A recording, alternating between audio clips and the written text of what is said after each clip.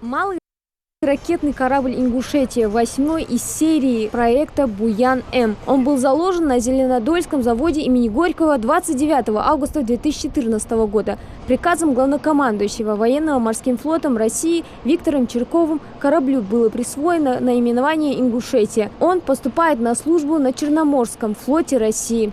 Разрешите от имени главнокомандующего военно-морским флотом адмирала Юменова Николая Анатольевича поздравить с этим грандиозным событием. Особые слова благодарности от главнокомандующего передать президенту Республики Ингушетия Евкурову Юнусбеку Баматгириевичу за его личное участие во всех процессах по строительству закладки корабля с грандиозным названием «Ингушетия». Кроме этого, хочется отметить, что вы, заводчане, нас в очередной раз удивили, зеленодольцы. Сегодня впервые на 2 площадках производится спуск на воду малого ракетного корабля «Ингушетия», здесь, в Зеленодольске. И сегодня одновременно в городе Новороссийске поднимается военно-морской флаг на патрульном корабле «Дмитрий Рогачев», который также сделан вашими руками.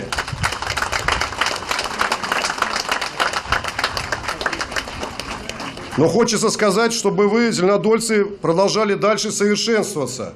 И я думаю, что в будущем, в ближайшем будущем, мы увидим сразу, в одно и то же время, закладку корабля, спуск корабля и подъем военно-морского флага на одном из кораблей. Все в ваших руках, вы это умеете, и мы знаем это. Спасибо. С праздником! Перед спуском судна на воду ингушская делегация ознакомилась с работой производства на заводе-изготовителе корабля, посетила музей боевой и трудовой славы завода, а также осмотрела выставку машиностроительной продукции. После состоялась церемония спуска на воду малого ракетного корабля. По сложившейся традиции, о носовую часть корабля символически разбивают бутылку шампанского, и док-камера наполняется водой до уровня ватерлинии на корпусе судна.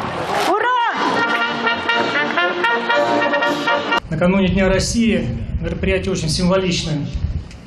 Корабль построен в Татарстане, имя носит гордая Ингушетия, а задачи будут выполнять на морских рубежах в составе Черноморского флота, что подчеркивает единство и многонациональность нашей великой Родины.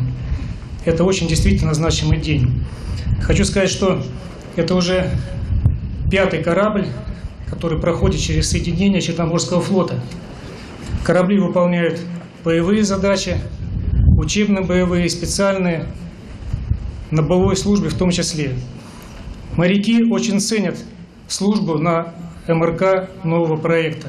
Это очень удачные корабли с высокими боевыми возможностями. В ходе выступления Юнусбек Евкуров отметил, что спуск на воду корабля «Ингушетия» – важное историческое событие в жизни ингушского народа и всей республики. Так совпало, что в эти дни наша республика отмечает 27-ю годовщину со дня своего образования. И сегодня этот наш праздник ознаменован важным событием в жизни нашего народа, нашей республики. Впервые в его историю спускается на воду военный корабль, который будет носить имя «Ингушетия».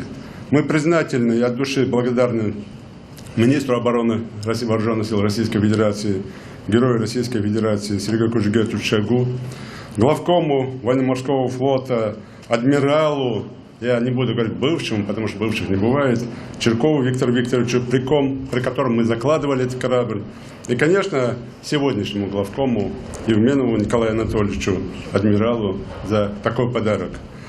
Президенту Республики Татарстан, с которым мы это все делали, Рустаму Нургалиевичу Миниханову, руководителям кораблестроительных организаций Егорову Ивану Михайловичу, Карпову Александру Николаевичу, всему славному коллективу в вашем лице, всем, кто сейчас на стапелях, кто работает, ну и те, кто здесь стоят. Вам всем огромное спасибо. Мы, конечно, благодарны за такой подарок. Глава отметил, что исторически для всех ингушей было честью и высшим долгом служить Отечеству. Сегодня много молодых ребят в республике желают связать свою судьбу с военной службой. Учатся в Горском кадетском корпусе в Ингушетии, поступают в военно-морское училище. Вы успешно за короткий срок справились с государственной задачей, с заказом и задачей. И сегодня со стапелей сходит самый современный корабль, оснащенный всеми видами обеспечения, в том числе ракетно-артиллерийском, противодиверсионном, зенитном, радиотехническом и другими средствами вооружения. Военно-морской флот России пополнится многоцелевым боевым кораблем, способным решать самые сложные задачи по охране и защите рубежей и интересов нашего государства. Наша республика, как и положено, возьмет шефство над кораблем. Призывники будут бороться за честь служить на нем. Это позволит поднять на новый уровень работу по военно-патриотическому воспитанию подрастающего поколения. В ходе выступления премьер-министр Татарстана Алексей Песошин поздравил всех с торжественным событием, отметив, что корабль оснащен самыми современными образцами артиллерийского, ракетного, зенитного и радиотехнического вооружения. Мы спускаем на воду уже 8-й корабль этой серии. В настоящее время 7 кораблей данного проекта несут службу в составе военно-морского флота России. На стапелях завода ведется строительство еще 2 кораблей. Отрадно отметить, что проект корабля разработан также нашими земляками, специалистами Зеленодольского проектно-конструкторского бюро. Над созданием этих и других кораблей ответственно трудятся лучшие инженеры и квалифицированные рабочие. Заводчане понимают, что от качества выполняемой ими работы зависит конкурентоспособность не только завода, но и всего российского судостроения. По итогам 2016 года корабль этого проекта был призван лучшим ракетным кораблем российского военно-морского флота. Впервые в истории России МРК «Зеленый Дол» совершил самостоятельный межфлотский переход через Атлантический океан.